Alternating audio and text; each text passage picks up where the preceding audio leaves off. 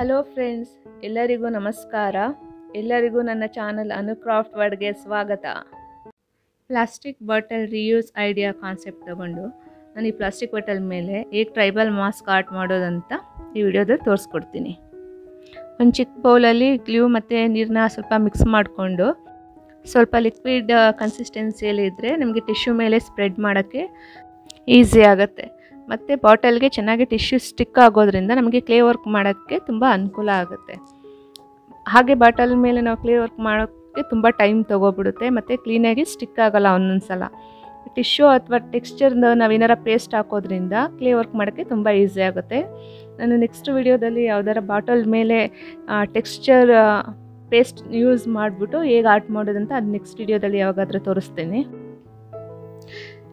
ಹೀಗೆ ಬಾಟಲ್ ಪೂರ್ತಿ ಟಿಶ್ಯೂ ಪೇಪರ್ನ ಫುಲ್ ಹೀಗೆ ಕವರ್ ಮಾಡಬೇಕು. ನಾನು ಕವರ್ ಮಾಡಿ ಅದು ಫುಲ್ ಡ್ರೈ ಆದ ನಂತರ ಈಗ ಕಾಣುತ್ತೆ. ಇದು ಪೂರ್ತಿ ಡ್ರೈ ಆದ ನಂತರ ಇದ್ರ ಮೇಲೆ ವರ್ಕ್ ಮಾಡಬೇಕು. ಈಗ ಫಾಯಿಲ್ ಪೇಪರ್ ತಗೊಂಡು ಬಾಟಲ್ ಮೇಲ್ ಪಾರ್ಟ್ನ ಪೂರ್ತಿಯಾಗಿ ಫಾಯಿಲ್ ಪೇಪರಿಂದ ಕವರ್ ಮಾಡ್ತೀನಿ. ಇದು ಅಲ್ಯೂಮಿನಿಯಂ ಫಾಯಿಲ್ ಪೇಪರು. ಈ ಫಾಯಿಲ್ ಪೇಪರ್ ಇಲ್ಲ ಅಂತ ಅಂದರೆ ನ್ಯೂಸ್ ಪೇಪರ್ ಯೂಸ್ ಮಾಡ್ಕೊಂಡು ಕೂಡ ನಾವು ಈ ಥರ ಇಲ್ಲಿ ಹೇಗೆ ಫೋಲ್ಡ್ ಮಾಡ್ತಾಯಿದ್ದೀನಿ ಆ ಥರ ಮಾಡಿ ಮೇಲ್ಗಡೆ ಕವರ್ ಮಾಡಬೇಕು. ಅದು ಹೇಗೆ ಅಂತ ತೋರಿಸ್ತೀನಿ ಇವಾಗ. ಈಗ ನಾನು ಗ್ಲೂ ಗನ್ ಯೂಸ್ ಮಾಡಿಕೊಂಡು ಫಾಯಿಲ್ ಪೇಪರ್ನ ಸ್ಟಿಕ್ ಮಾಡ್ತಾಯಿದ್ದೀನಿ. ಏಕೆ ಗ್ಲೂ ಗನ್ ಯೂಸ್ ಮಾಡ್ತಾಯಿದ್ದೀನಿ ಅಂತಂದರೆ ಫೆವಿಕಾಲಲ್ಲಿ ಈ ಫಾಯಿಲ್ ಪೇಪರ್ ಸ್ಟಿಕ್ ಆಗೋಲ್ಲ. ನ್ಯೂಸ್ ಪೇಪರ್ ಆದರೆ ಫೆವಿಕಾಲಲ್ಲಿ ಸ್ಟಿಕ್ ಆಗುತ್ತೆ. ಹಾಗಾಗಿ ನಾನು ಗ್ಲೂ ಗನ್ ಯೂಸ್ ಮಾಡ್ತಾಯಿದ್ದೀನಿ. ಈಗ ನಾನು ಹೇಗೆ ಇಲ್ಲೆಲ್ಲ ಫುಲ್ ಕವರ್ ಮಾಡ್ತಾಯಿದ್ದೀನಿ. ಇದೇ ರೀತಿ ಫುಲ್ ಫಾಯಿಲ್ ಪೇಪರಿಂದ ಬಾಟಲ್ ಮೇಲ್ಭಾಗನ ಪೂರ್ತಿಯಾಗಿ ಕವರ್ ಮಾಡಬೇಕು. ನಾವು ಪೂರ್ತಿಯಾಗಿ ಕವರ್ ಮಾಡೋದ್ರಿಂದ ಒಂದೇ ಸಮವಾಗಿ ಕಾಣುತ್ತೆ ಮತ್ತು ನಮಗೆ ಆರ್ಟ್ ಮಾಡೋಕ್ಕೆ ತುಂಬ ಈಸಿ ಆಗುತ್ತೆ. ಇದು ಪೂರ್ತಿ ಕಂಪ್ಲೀಟ್ ಆದ ನಂತರ ಈಗ ನಾನು ಇದಕ್ಕೆ ಟೆಕ್ಸ್ಚರ್ ಪೇಸ್ಟ್ ರೆಡಿ ಮಾಡ್ಕೊತಾ ಇದ್ದೀನಿ. ಇದಕ್ಕೆ ಡೆಂಟಲ್ ಪೌಡರ್ 3 ಸ್ಪೂನು ಮತ್ತು ಸ್ವಲ್ಪ ಫೆವಿಕಾಲು ಮತ್ತು ನೀರನ್ನ ಮಿಕ್ಸ್ ಮಾಡಿಕೊಂಡು ಪೇಸ್ಟ್ ರೀತಿ ತಯಾರಿಸ್ಕೊತಾ ಇದ್ದೀನಿ. ಈ ಪೇಸ್ಟ್ ಇಲ್ಲ ಅಂತ ಅಂದರೆ ಕ್ಲೇ ಯೂಸ್ ಮಾಡ್ಬೋದು, ಇಲ್ಲ ವಾಲ್ಪುಟ್ಟಿ ಯೂಸ್ ಮಾಡ್ಕೋಬೋದು. ನನ್ನ ಹತ್ರ ಇದು ಡೆಂಟಲ್ ಪೌಡರ್ ಇರೋದ್ರಿಂದ ನಾನು ಇದನ್ನು ಯೂಸ್ ಮಾಡ್ಕೊತಾ ಇದ್ದೀನಿ. ಈ ಪೇಸ್ಟ್ ಕಂಪಲ್ಸರಿ ಅಂತ ಏನಿಲ್ಲ.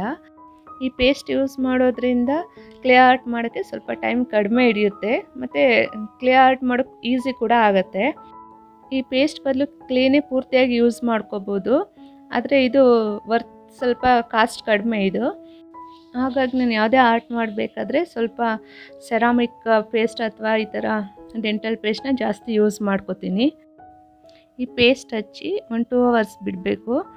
2 ಅವರ್ಸ್ ಬಿಟ್ಟರೆ ನೀಟಾಗಿ ಡ್ರೈ ಆಗುತ್ತೆ. ಡ್ರೈ ಆದಮೇಲೆ ಈ ರೀತಿಯಾಗಿ ಕಾಣಿಸುತ್ತೆ. ಈಗ ಇದು ಆರ್ಟ್ ಮಾಡೋಕ್ಕೆ ರೆಡಿ ಇದೆ.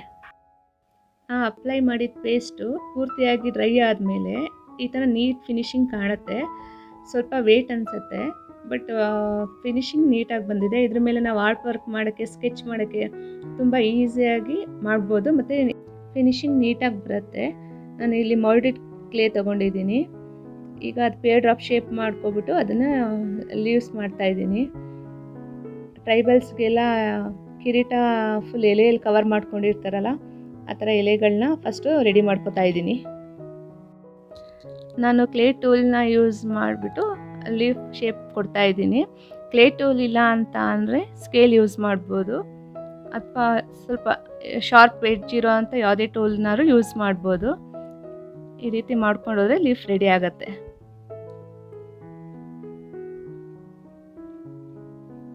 ಈಗ ಸೈಡಲ್ಲೆಲ್ಲ ಈ ಥರ ಶೇಪ್ನ ಕೊಟ್ಟರೆ ಲೀಫ್ ರೆಡಿ. ನನಗಿದೇ ರೀತಿ 5-6 ಎಲೆಗಳು ಬೇಕಾಗುತ್ತೆ. ನನಗೆ ಈಗಾಗಲೇ ಮುಂಚೆನೇ ಮಾಡಿಟ್ಕೊಂಡು ಡ್ರೈ ಆಗಿರೋ ಎಲೆಗಳಿದೆ, ಅದನ್ನು ತೋರಿಸ್ತೀನಿ. ನಾನು ಬೇರೆ ಆರ್ಟ್ ಮಾಡಿ ಮಿಕ್ಕಿರೋ ಅಂಥ ಕ್ಲೇ ಲೀಫ್ಗಳಿದು ನಾನು ಇದಕ್ಕೆ ಯೂಸ್ ಮಾಡ್ಕೊತಾ ಇದ್ದೀನಿ. ನಾವು ಮೊದಲೇ ಈ ಕ್ಲೇ ಯೂಸ್ ಮಾಡಿ ಸ್ಟಿಕ್ ಮಾಡೋಕ್ಕಿಂತ ಮೊದಲೇ ಒಂದು ಸಲ ಅರೇಂಜ್ ಮಾಡಿ ನೋಡಿಕೊಂಡ್ರೆ ಒಳ್ಳೆಯದು. ಸ್ಟಿಕ್ ಆಗಿ ಡ್ರೈ ಆದಮೇಲೆ ತೆಗೆದ್ರೆ ಅದು ಪೂರ್ತಿ ಹಾಳಾಗುತ್ತೆ. ಒಂದ್ಸಲಿ ನೋಡ್ಕೊಂಬಿಟ್ಟು ಕನ್ಫರ್ಮ್ ಇದ್ದರೆ ಅದು ಸ್ಟಿಕ್ ಮಾಡಬೇಕು. ಅದನ್ನ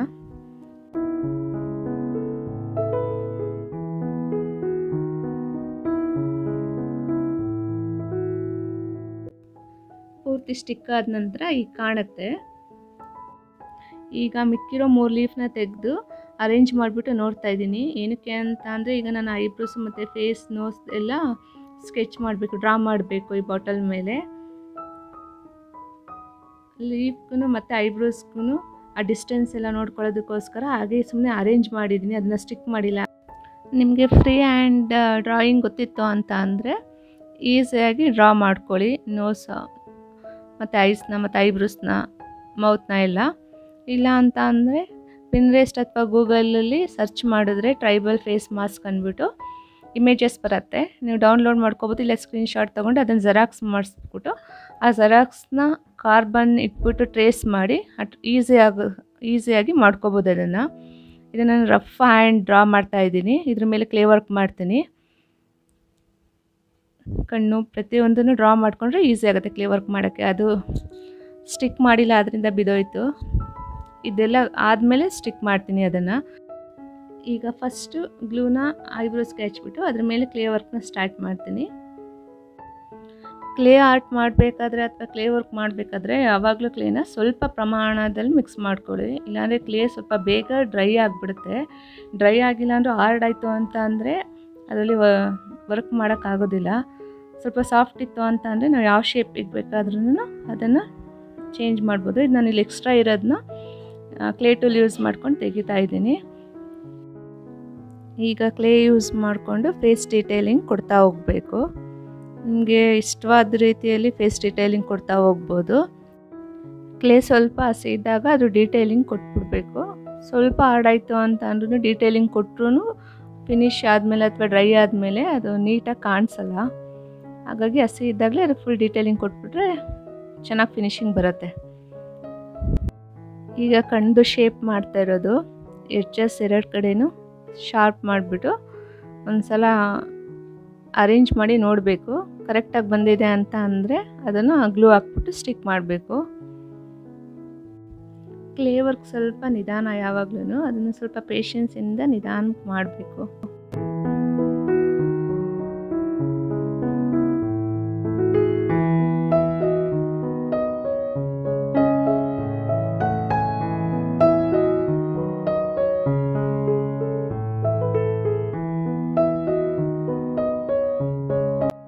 ಎರಡು ಐಸ್ನ ಸ್ಟಿಕ್ ಮಾಡಿದ್ಮೇಲೆ ಪೆನ್ ಬ್ಯಾಕ್ ಸೈಡ್ದು ರೀಫಿಲ್ದು ಓಪನ್ ಮಾಡಿ ಅದರಿಂದ ಕಣ್ಣು ಡೀಟೇಲಿಂಗ್ ಕೊಡ್ತಾ ಇರೋದು, ಶೇಪ್ ಡೀಟೇಲಿಂಗ್ ಕೊಡ್ತಾ ಇರೋದು.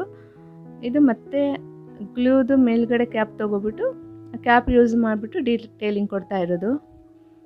ಚೆನ್ನಾಗಿ ಬರುತ್ತೆ. ಈಗ ಕ್ಲೇ ಟೂಲ್ ಯೂಸ್ ಮಾಡಿ ಐಬ್ರೋದು ಲೈನ್ಸ್ ಕೊಡ್ತಾ ಇರೋದು, ಐಬ್ರೋದು ಎಷ್ಟು ಲೈನ್ ಕೊಡ್ತಾ ಇರೋದು. ಆವಾಗಲೇ ಮರ್ತ್ಬಿಟ್ಟಿದ್ದೆ ನಾನು.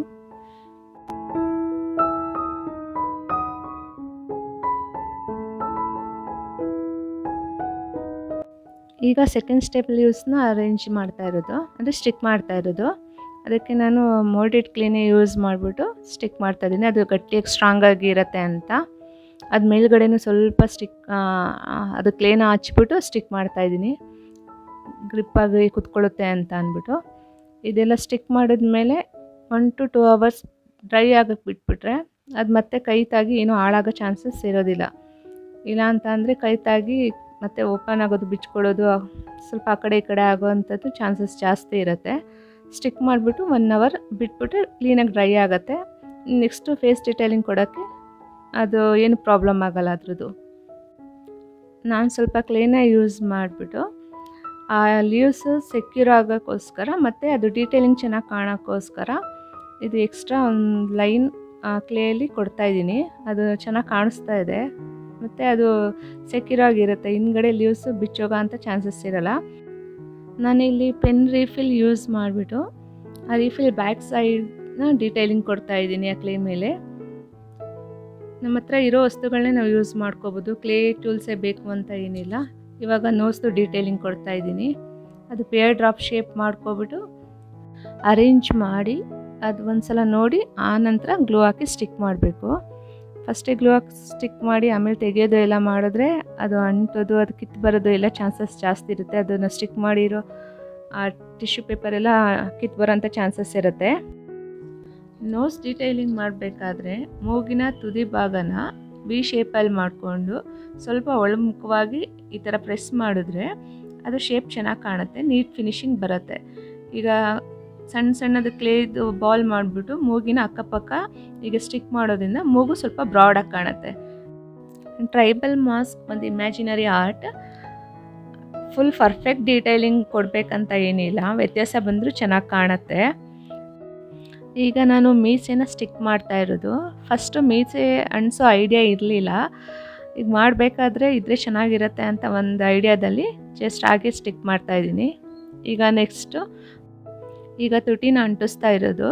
ಸೇಮ್ ಕಣ್ಣಿನ ರೀತಿ ಶೇಪ್ ಮಾಡ್ಕೊಬಿಟ್ಟು ಸ್ವಲ್ಪ ಪ್ರೆಸ್ ಮಾಡಿದ್ರೆ ಸ್ವಲ್ಪ ಬ್ರಾಡಾಗಿ ಕಾಣುತ್ತೆ. ಮಧ್ಯದಲ್ಲಿ ಲಿಪ್ಸ್ ಮಧ್ಯೆ ಗ್ಯಾಪ್ನ ಲೈನ್ನ ಮಾಡ್ತಾ ಇರೋದು. ಸ್ವಲ್ಪ 1-2-3 ಟೈಮ್ಸು ಮೇಲೆ ಆ ಥರ ಲೈನ್ಸ್ ಹೇಳಿದ್ರೆ ಬಾಯಿ ಓಪನ್ ಇರೋ ಥರ ಕಾಣುತ್ತೆ.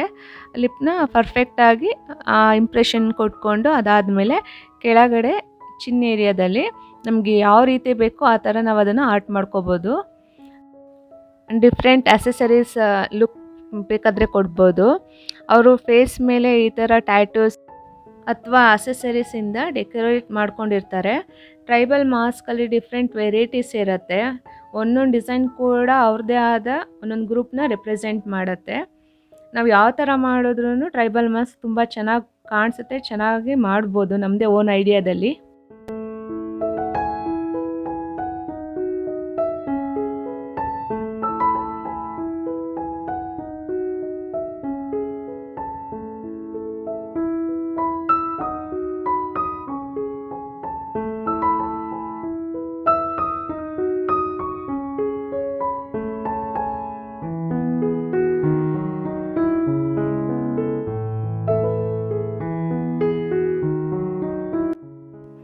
ಸ್ವಲ್ಪ ಡಿಫ್ರೆಂಟ್ ಆಗಿರಲಿ ಅಂತ ಪಿಯರ್ ಡ್ರಾಪ್ ಶೇಪಲ್ಲಿ ಜಸ್ಟ್ ಒಂದು ಅಸೆಸರಿ ರೀತಿ ಕಾಣೋ ರೀತಿ ಅದನ್ನು ಸ್ಟಿಕ್ ಮಾಡ್ತಾ ಇರೋದು.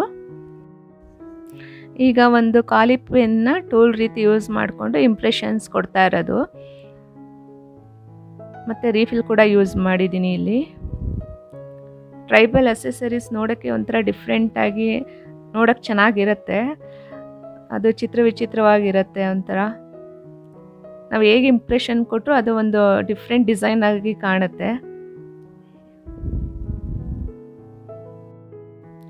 ಇದು ಪೂರ್ತಿ ಕಂಪ್ಲೀಟ್ ವರ್ಕ್ ಆದಮೇಲೆ 1 ಡೇ ಫುಲ್ ಹಾಗೆ ಬಿಟ್ಬಿಡಬೇಕು ಡ್ರೈ ಆಗೋಕ್ಕೆ. ಫುಲ್ ಡ್ರೈ ಆದಮೇಲೆ ನಾವು ಕಲರ್ಸ್ನ ಅಪ್ಲೈ ಮಾಡ್ಬೋದು, ನಮಗೆ ಇಷ್ಟ ಆದ ಕಲರ್ಸ್ನ ಅಪ್ಲೈ ಮಾಡ್ಬೋದು. ಫುಲ್ ಕಂಪ್ಲೀಟ್ ವರ್ಕ್ ಆದಮೇಲೆ ಈ ಥರ ಕಾಣುತ್ತೆ. ಏನಾರ ಚೇಂಜಸ್ ಇದ್ದರೆ ಇವಾಗ ಮಾಡ್ಕೊಂಬಿಡ್ಬೇಕು. ಫುಲ್ ಡ್ರೈ ಆದಮೇಲೆ ಏನೂ ಚೇಂಜ್ ಮಾಡೋಕ್ಕಾಗಲ್ಲ. ಈ ಥರ ಹಿಂಭಾಗ ಎಲ್ಲ ಈ ಥರ ಕಾಣುತ್ತೆ. ನಮ್ಗೆ ಐಡಿಯಾ ಇತ್ತಂತ ಅಂದರೆ ನಾವು ಏನು ಬೇಕಾದ್ರೂ ವರ್ಕ್ ಮಾಡ್ಕೋಬೋದು. ಕ್ಲೇ ವರ್ಕ್ ಪೂರ್ತಿ ಕಂಪ್ಲೀಟ್ ಆದಮೇಲೆ 3 to 4 hours ಬಿಟ್ಟರೆ ಪೂರ್ತಿ ಡ್ರೈ ಆಗುತ್ತೆ. ಆಗ ಕಲರ್ ಅಪ್ಲೈ ಮಾಡೋಕ್ಕೆ ಶುರು ಮಾಡ್ಬೋದು. ನಾನು 24 hours ಬಿಡ್ತೀನಿ, ನೆಕ್ಸ್ಟ್ ಡೇ ಕಲರ್ ಮಾಡೋಕ್ಕೆ ಸ್ಟಾರ್ಟ್ ಮಾಡ್ತೀನಿ.